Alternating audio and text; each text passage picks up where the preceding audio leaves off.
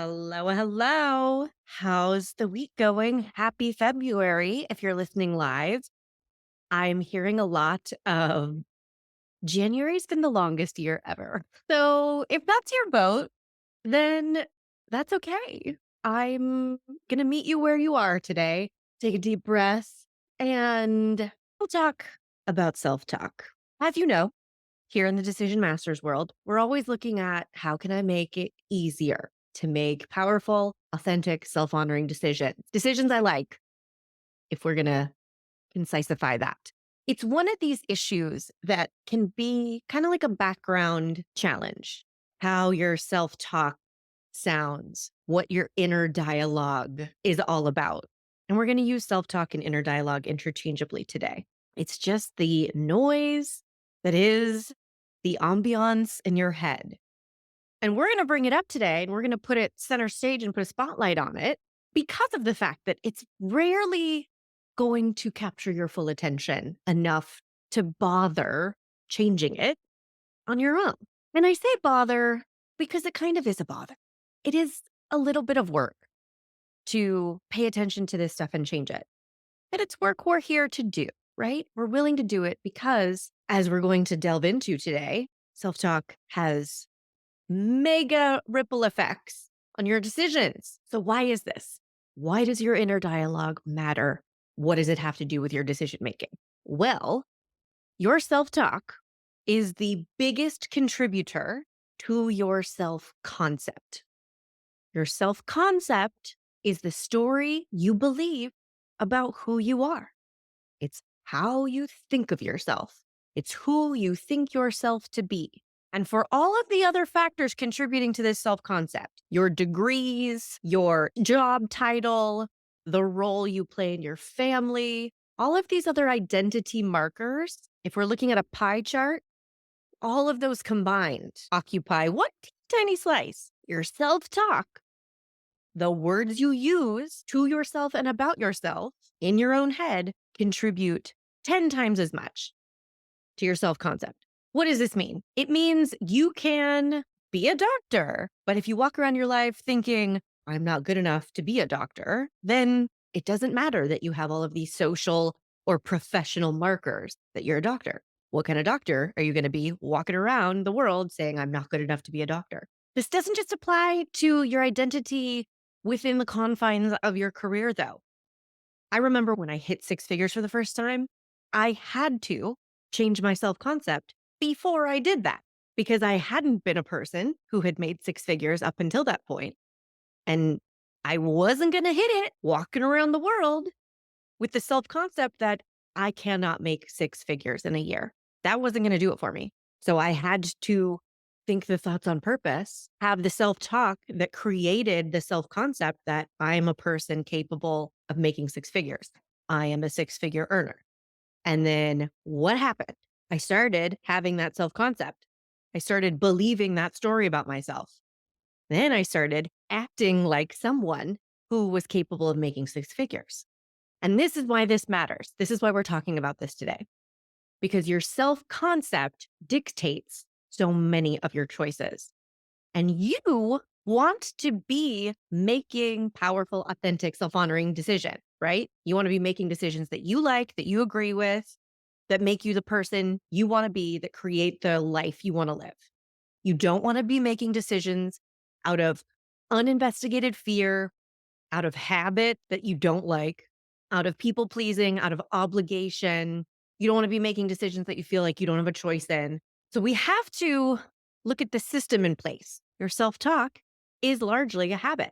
The dialogue that's going on inside your head happens all the time automatically. If that inner dialogue does not line up with the kind of decisions you want to make, we have to recognize there's a disconnect here. Hey, I want to be making decisions like someone who believes they're good enough to be a doctor, or they are capable of publishing a book, or they are deserving of making six figures, whatever results you want from your decisions, which means you have to start making decisions like the person who has those results. If you want to be a published author, you have to start making decisions like a person would if they were a published author. It's exactly the same thing that happened with me when I went from a person who had a self concept of, I don't know how to make six figures. I can't do that. I've never done that before, to having the self concept of, I can absolutely make six figures in a year. I wasn't able to make the kinds of decisions that a six-figure earner would make until I had the self concept to match those decisions. Are you picking up what I'm putting down here, my friend? We're talking about big stuff, but I know you can handle it. We want you making the kinds of decisions that are going to create the results of your dreams, the decisions that create the successful, fulfilling career that you want, all the way down to the decisions that create a less stressful, more manageable, more enjoyable day, a less stressful, more manageable, more enjoyable hour. We want you to be the kind of person making those kinds of decisions. Until you have the self concept that matches those decisions, it's going to be way too hard, way too much work. And our easiest way in to creating a new intentional self concept is your self talk. So I have three ways for you to check in on what your self talk baseline is right now. Because, like I said, it's on automation. It's like a radio station you could tune into and listen to if you wanted. It's playing all the time. I know, bananas. There's stuff happening in there, whether we like it or not, whether we put it there or not. So we want to look at, what is your baseline inner dialogue? What's just happening if we turn the radio station on?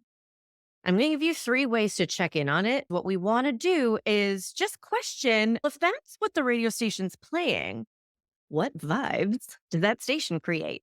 Is the inner atmosphere created by that inner dialogue? What self concept does that reinforce? Because remember, your self talk, is the biggest contributor to your self concept. That story we tell about who am I and what kind of decisions do I make. So here's the first way I want you to check in on this. And you can do all of these right now.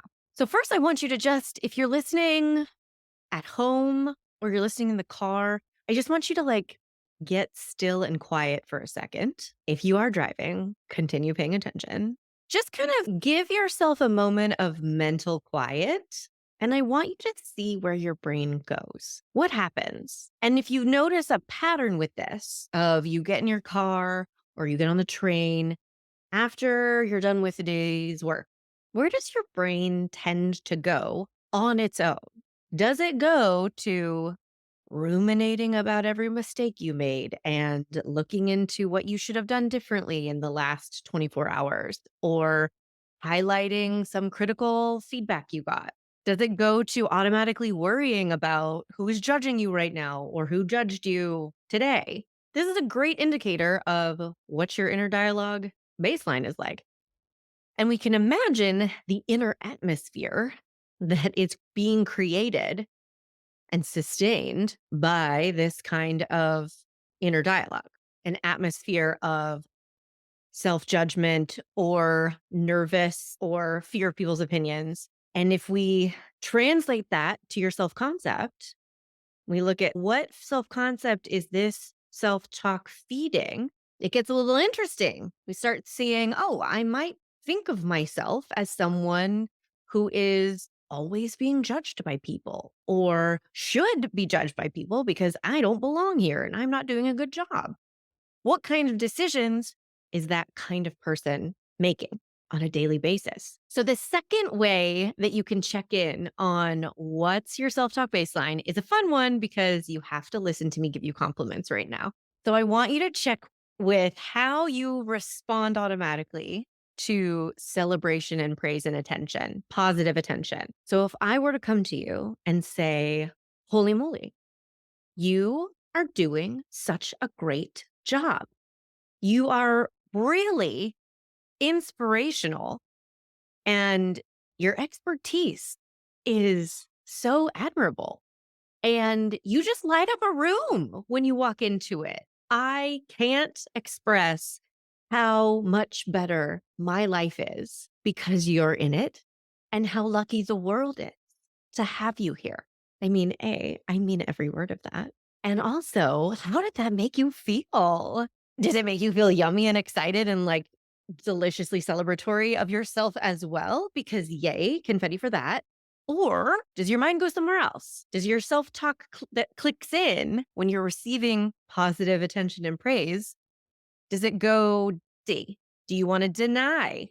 Do you want to minimize all the compliments you're getting?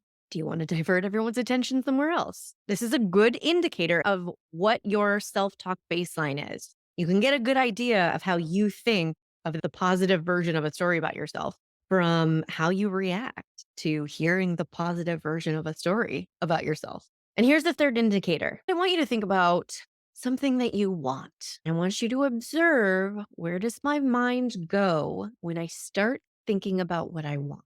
Maybe you want a new career or a different position. Maybe you want to be in a relationship or in the next evolution of an existing relationship. Maybe you want to see yourself in some big, beautiful, comfortable home on a mountainside somewhere. Maybe you want a vacation in Bora Bora. So anything that you want, when you start thinking about something that you desire, something expansive, what happens in your inner dialogue? Does it go to inspiration and energy and, oh my gosh, that's going to be so fun. Let's figure out how to make that happen as quickly as possible? Or does it go to, yeah, right, too late. People like me don't do things like that. I don't deserve that. That's not for me. Now, I want to caveat all of these kind of check ins that I'm offering that, of course, your mental and emotional and physical state at the second will affect your self talk. But these are barometers. You can look at, how do I tend to react when I get praise? What do I tend to hear in my head when someone is giving me a compliment? Is it all like, they're wrong, they just don't know it? Because that's a good indicator of your baseline.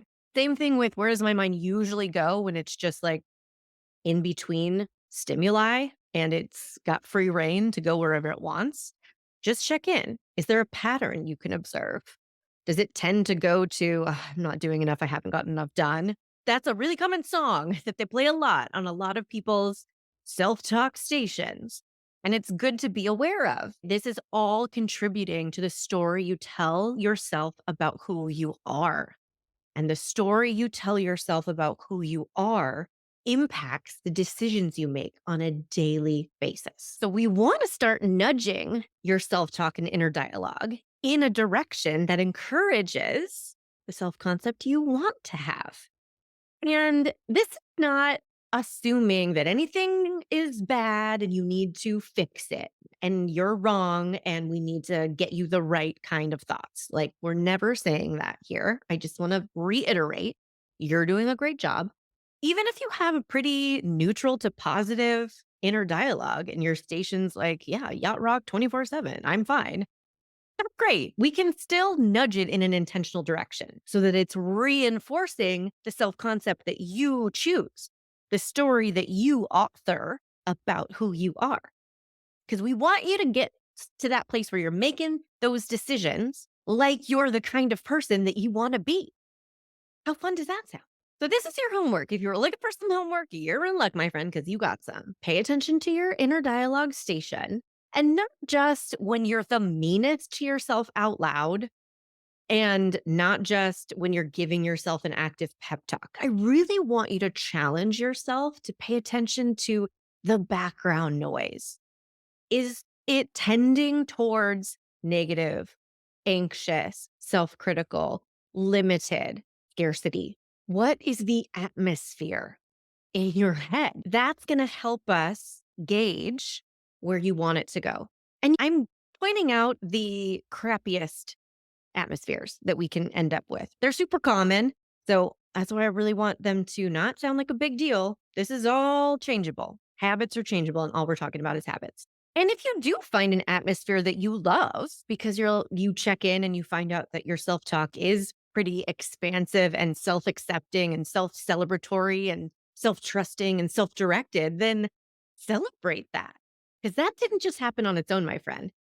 Whatever you have to celebrate about the way that you talk to yourself, just in your own head on automation. If that feels good, throw yourself a small rose parade right this instant because that took work and you did a great job. And if you're not there yet, or you were there a couple years ago and now you're in a different place, that's fine. We can get you back there. And one of the easiest ways to change this habit to impact the songs or the station is playing all day long. It's to find an anchor phrase. I'm going to go back to the example I started with because it was a really potent experience that I had. It was very visceral, changing my self concept on purpose to be a six-figure earner.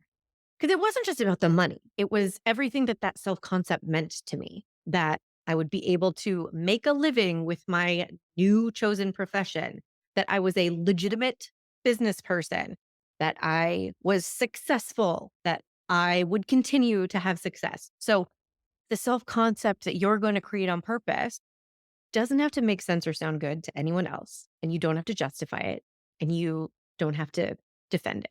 Okay? So think about the story that you want to believe about who you are. Think about the self concept you want to have. How do you want to walk around your life thinking about who you are and what you're capable of? What kind of decisions do you want to be making? Do you want to be making more boundaried, self honoring decisions? Do you want to be making more risk taking decisions, more expanding, push your limits, kind of see what you're capable of decisions? Do you want to be making simpler decisions that don't feel as complicated and difficult? Answering these questions can help point you to this anchor phrase we're talking about that you can repeat to yourself to change the course of dialogue in your head. It's almost like your self-talk is a river. And I know we're using lots of metaphors, but if you know me, you know me. This is how I operate. So your self-talk is a river and it's used to just going in the path that it's used to. It's carved a path down the mountain and it goes around this rock and it goes under that groove and that's where it's used to going. And this anchor phrase or these chosen thoughts that you're going to think on purpose, the way you're going to talk to yourself on purpose are like placing new rocks in the river and your talk will adjust. Your inner dialogue will go with the new flow if you practice. So when I was changing my self-concept to the six-figure earner, I had to start saying this stuff all the time. I had to say, I am a six-figure earner. I am a successful professional. I am capable of whatever the freaking frack I want to do. Because my brain wasn't going to think that on its own. It was not going to occur to me to think those things unless I placed those rocks in the river. So I want you to come up with an anchor phrase. One is fine because it's easiest to remember, but if you need a few, then pick some elements of the story you want to believe about who you are. I am confident. I am capable. I belong here. I deserve this. I'm doing enough. I'm doing a great job. Start putting those rocks in that river.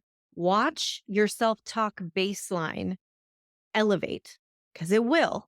The more you practice this, watch that impact your self-concept, and then watch yourself make decisions as if you are the person you want to be. I feel like, did we just do a magic trick? Oh, yeah. It's called decision mastery. All right. I hope you have so much fun paying attention to this week. Don't forget, this is nothing you have to do on your own. This is what I work with clients on a daily basis because it's not the easiest stuff to do and make time for and stick with and know how to course correct if it's hard. It's not the easiest on your own, but you can do it. And if you want help, reach out. KirstenParker.com/schedule, book your consult. You can always go to my website and find out the other ways we can work together as well. I hope you have a beautiful week.